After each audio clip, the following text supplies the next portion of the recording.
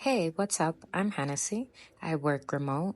I travel often and I'm all about health and wellness these days. And I've been investing in Dominican Republic, building something that really means something to me. I'm creating a life full of freedom, purpose, and a little bit of adventure and sharing it all right here. So if you're into that, don't forget to subscribe and come along for the ride.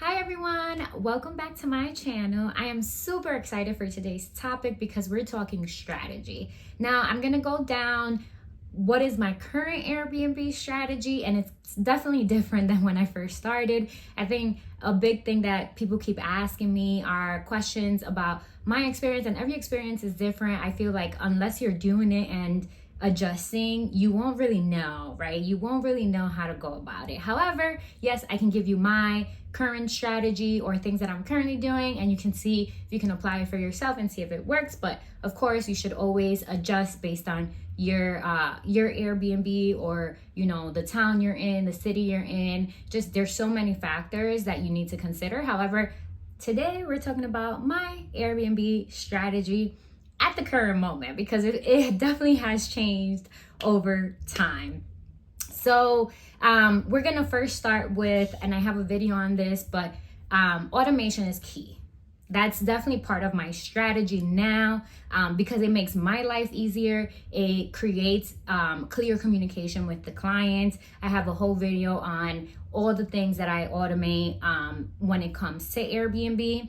So first things first, right? With automation, you check in instructions, check out instructions, door code, reminders, anything that could be automated in terms of messages. I have it automated just to provide a clear way to communicate with the clients. They have all the information, and it makes my life easier, right? Because I'm not spending time writing out these individual messages every time. I just create a blanket message with Airbnb's tools where you can input and make it personalized for your guests. Like, you can input the code to add their name, make it a little bit more personalized. But once you create the template and add in all these features that Airbnb allows you to add in, you automate the message. You can say what time you want it to go out, when you want it to go out, things like that. So definitely be sure to use your Airbnb tools, get familiar with the platform, with the UI, know what's available to you, because everything that Airbnb has done in the last couple of years is to make the host life a lot easier, right? So first things first in terms of my strategy is automation.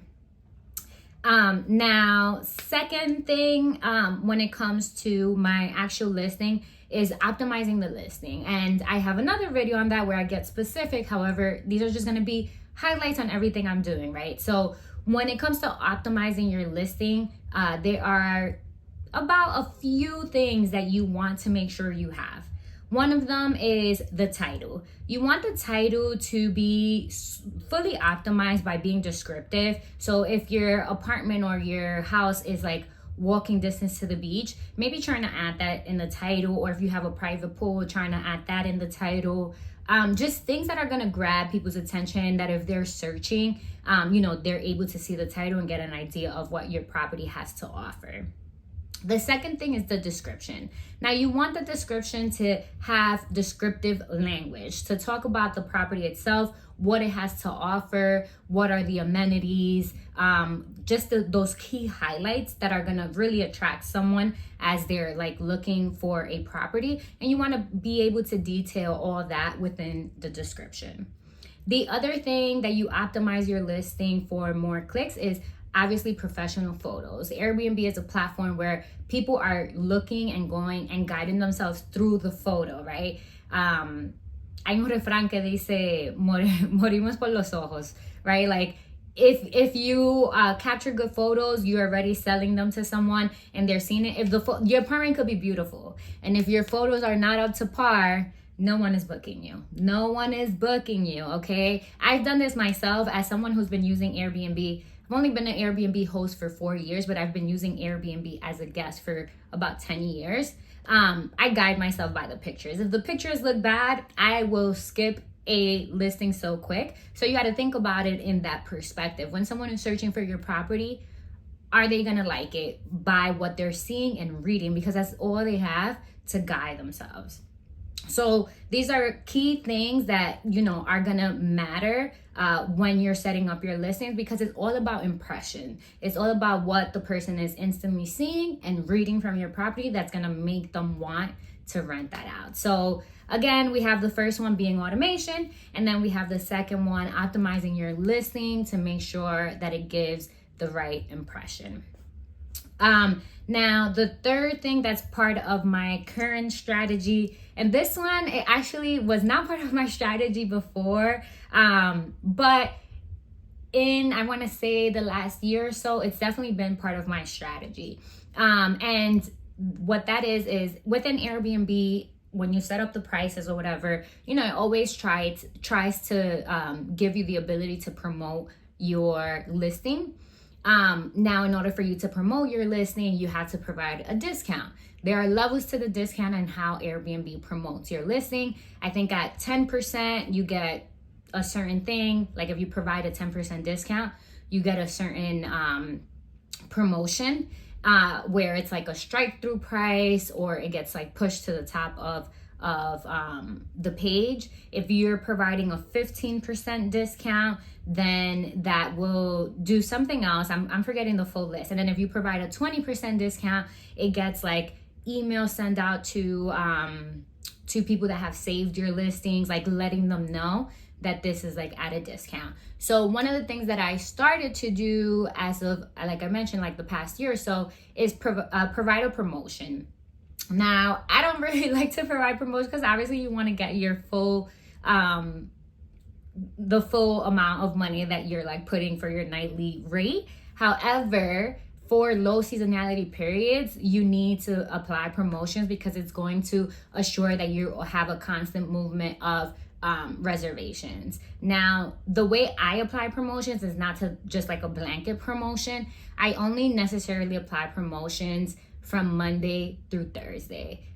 The reason I don't apply promotion Friday to Sunday, because usually those are days that people are already looking to kind of escape and they are willing to like pay your nightly rate. But for weekdays where maybe there's not a lot of people, or maybe your weekdays don't get packed, or your apartment or listing doesn't get as many reservations throughout the week, then applying a discount Monday through Thursday could be a great way to continue to engage viewers that are saving your listing.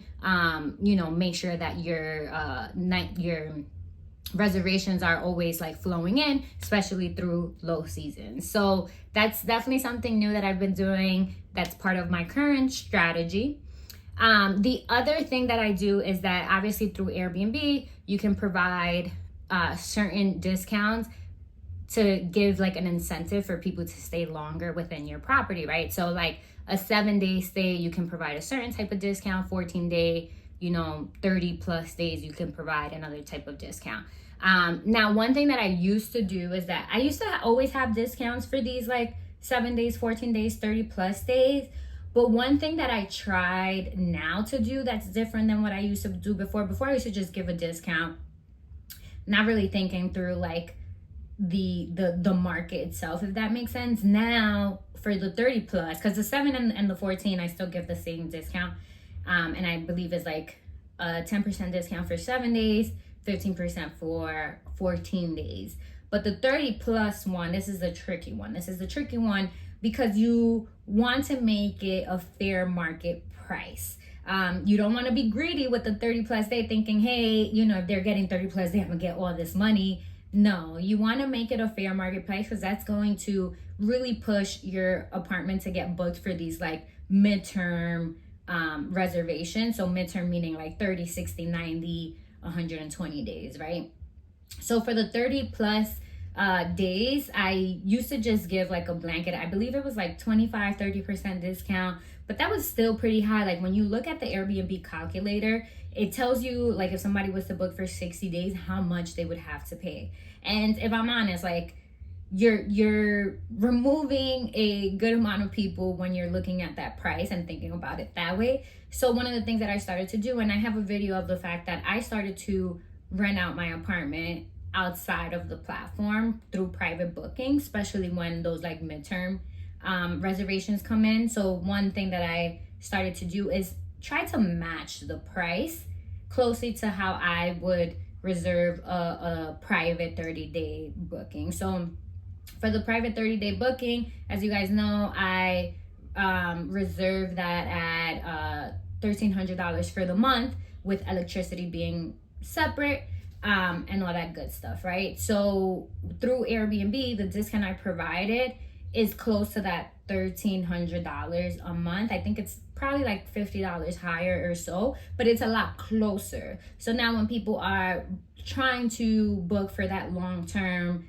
or midterm reservation, I'm actually giving a equitable like price where it's actually comparable to the marketplace, where maybe they don't have to go through a real estate agent to book a private booking. Maybe they don't have to like try to find a way to book. And it's actually been working. If I'm honest, like I already have a reservation from January 3rd through March 31st of next year from one person, like completely booked through Airbnb for those 3 months, just because I'm pretty sure I had the best price when it came to like the platform itself, and they didn't have to reach to me or anyone privately, where if you make it so hard where people can actually reserve that midterm reservation, they're gonna try to look elsewhere and try to get that private booking, which I mean ultimately is the same thing. Again, if I'm walking away with the same amount privately or through Airbnb, that works for me, right? If anything, I want the Airbnb because one, I get the review. Two, any issues or anything could be resolved through Airbnb, and it just makes easier like communication through there. So if I'm honest, I would always prefer like the Airbnb reservation. So making it where that those 30-day plus reservations are closer to like how I would rent privately have really been like a game changer. I'm getting a lot more of those like 2 to 3 months rentals through Airbnb. Now the other strategy that I started to do is accepting one night stays. Now this is not something I used to do before. Before I had 2-night minimums. And I think a lot of places you would see as you're reserving in Airbnb, you would see those like 2-3 day night minimums, which ultimately makes sense, right? Because you're trying to get the most out of any reservation. However, especially for seasonal periods, in order to make sure that your calendar is getting filled up, those one night stays actually, they make a difference. And this is a newer strategy for me. I just started to do that this year. I did it a little bit in the past, but it got really, really difficult. So I've been honing in. So what I mean by that is that at one point I was accepting one night reservations for like 3 months last year, but I was accepting it for like being able to occupy it for like everybody. So for instance, when I started with the apartment on Airbnb, I can sleep up to 7 people, and I was accepting all 7 people. And for a one night stay, that was horrible because the turnover takes a lot. You have to clean, you have to wash everything, right? You have to set up. It became too much. And so after 2 to 3 months, although there was always a constant flow of reservation, it just became too much that I ended up going back to a 2-night stay. However, this year, I went back to a one-night stay because obviously, again, your calendar gets filled up, especially in those slower months. If I'm honest, like let's say this month of June, all my reservations have been one-night stay, and I've been able to make a decent amount of money just from those like one-night stay. So accepting that, I think in the long term makes sense, but overall the difference now compared to last year is that now I accept less people. So for instance, now I'm only accepting up to 5 people to sleep in the apartment, and after 4 people I have an additional charge. So for 4 of the 5 people, there's gonna be like your normal nightly rate plus a charge of 1 extra person to make it actually worthwhile. But for 4 people, it's just a nightly rate, and it makes it so much easier to do the turnover. Also, for the one night stay, you want to make sure that you can provide a quick turnover, meaning you want to make sure you have towels and linens that you could, while they're washing, you can turn everything around and put and do the beds and have towels already ready, and make sure that you can clean fairly quickly. Because I do have, and this has happened to me, where I have someone one night stays literally for like a week straight, and it'll be like, today they check in at 3, they check out tomorrow at 12. I have another person checking in at 3, and then that person checks out at 12 the following day, then another person checking in at 3. Like, I've had those type of weeks where, again, I'm appreciative because it fills up my calendar, and it provides and it gives me the ability to continue making money, especially through those slower months. But it does get hectic, so I want to make sure that, one, my cleaning person, like, they don't feel overwhelmed, like it's a lot, and the time period between someone checking out to someone checking in, which is only from 12 to 3, that there's actually enough time to clean and, you know, make the adjustments and within the bedroom. So that's pretty much it. Oh no, there's one more. Sorry. So the other one is competitive pricing. Now, this is all year round. This has always been a part of my strategy, but you always want to make sure you have a competitive price. You don't want to set the pricing of your listing too high. You do not want to set it too low. You want to be right where everybody else is at. So always, like, make sure you're looking at your competitors, or whoever you consider to be your competitors, and determine your nightly rate that way. If I'm honest, and I've told people this, and I don't know how many people are doing this, but I don't know if this is like me being like a little bit psycho or not. But obviously, where I have my apartment, it is a condo. I'm not the only apartment that's on Airbnb. There's a whole bunch of them. So what I do is that I've searched up all of the apartments that are within the condominium, and I have them save on Airbnb as competitors. And literally, I'm always looking at like where they're setting their nightly rates, just so I can make sure that I'm as competitive. Some of them set it up really high. I tend to set it up like, I just have a price where I think it's like fair enough. It's not too high, it's not too low. That way I can always have like a flow of people coming in. So those are like all the things that I like to make sure I'm keeping an eye on. Again, you don't have to do that, but I personally like to see everyone that I would consider a competitor. So that's it. That's my strategy right now. That's what I'm doing to make sure that my reservations stay strong throughout the year, especially through low seasonality periods, which we're starting to hit in Dominican Republic, at least in the eastern side of Dominican Republic. So definitely let me know, are you using some of these strategies? Are there things that you've considered or never considered? What are your thoughts on this type of strategy? Would love to know. And I hope this video, again, was useful. And yeah, see you all next time. Thank you so much. See ya.